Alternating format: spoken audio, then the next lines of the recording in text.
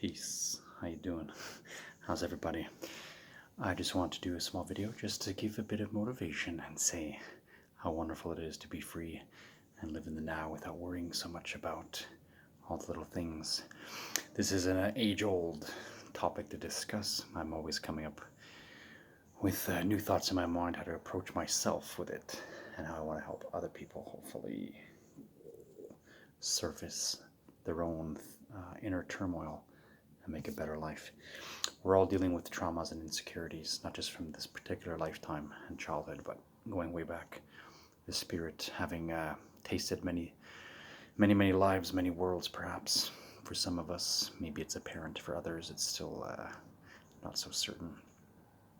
Depends on what you've been able to recover about your memory and such likeness. So, all I really want to say and divulge or share is that you can be the person that you want. And while there are some struggles, while the world on the exterior sometimes likes to challenge us or seem like difficult, or slowing down the swiftness of the progress that we might like, the more that we are seated well in our heart, our mind is relaxed, not hypertensive, not acting and reacting constantly, attacking and defending, evaluating and reevaluating towards the self and towards everything else external to the self.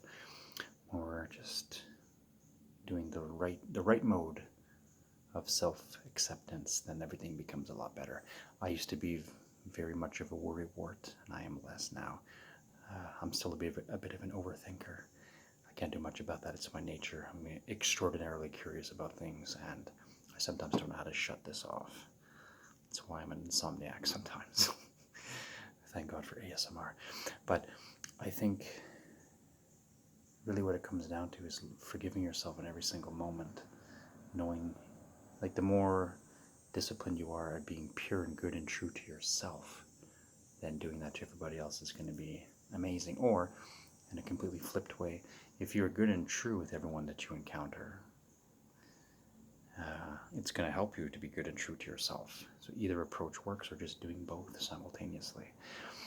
And if you're, like, it doesn't take a genius to say, like, or to understand, like, you don't have to give everybody your dirtiest, darkest secrets per se, but it's living in the truth and allowing yourself to be in the mode of self-love and just being resigned to adopting a better version of you, the thing that you want to be.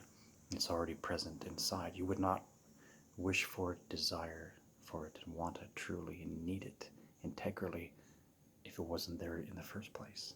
You wouldn't even have the notion to chase it.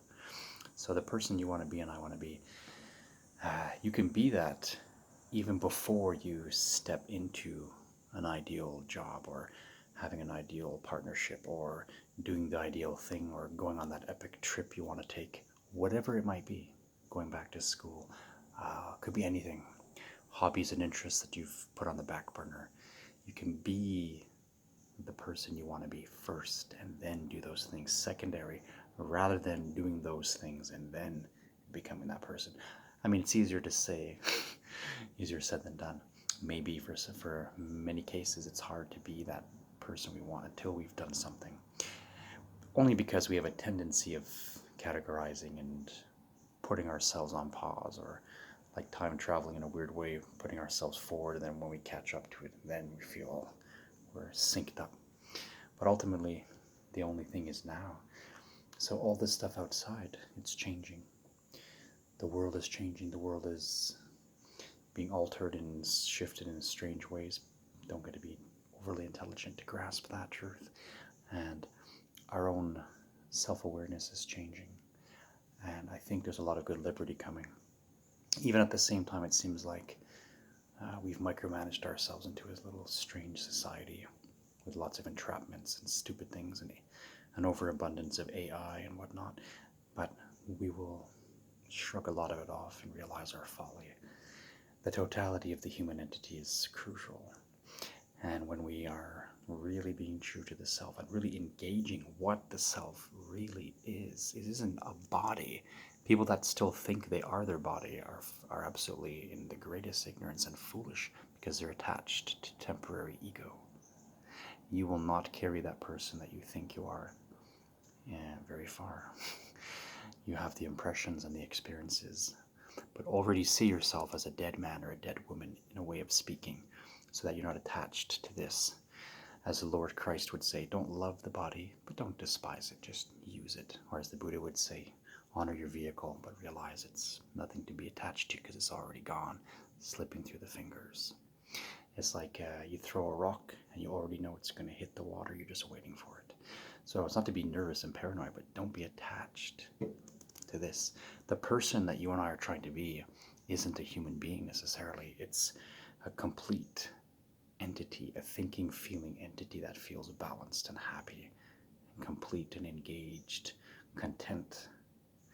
Whether you study this deeper esoteric truths of East or West or both, or whatever, you'll always find that the deepest truth is that the person, the spirit entity, the isness, the mind, the heart, is at peace. It's in a blissful state of peace. Its self-awareness is amazing. And we're depressed or negative or angry or sad or feisty or whatever because we're letting all the time, and I'm guilty of it too, letting all the time the external world control thought process, input, output, modality. But really, we are above this. I can't stress it enough. I repeat myself a million times like a damn broken record. But be in the now as much as you can.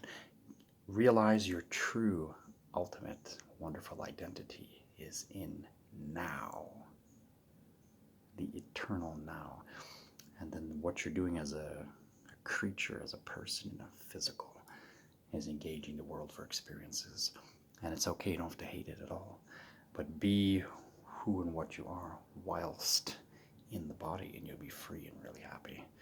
For me, I am not as nervous as I used to be, but I still feel incomplete. I'm still trying to work on it and get there, but I'm not worried about it anymore. I know it'll just happen. I used to put pressure on myself. By the age of 30, you should accomplish that. You should be a big preacher, teacher in the conferences. You should have done this and that. And I set up these limitations. Then when I didn't achieve them the way that I wanted or get what I wanted, I was depressed and struggling and saying, oh, okay, now I gotta try a different way or try a different angle. And I still don't know what I'm doing most of the time. But little things. But now just breathe yourself in, realize all is okay. Everything is passing and everything's gonna be wonderful. And don't doubt it. Okay? Be yourself, be free, be true.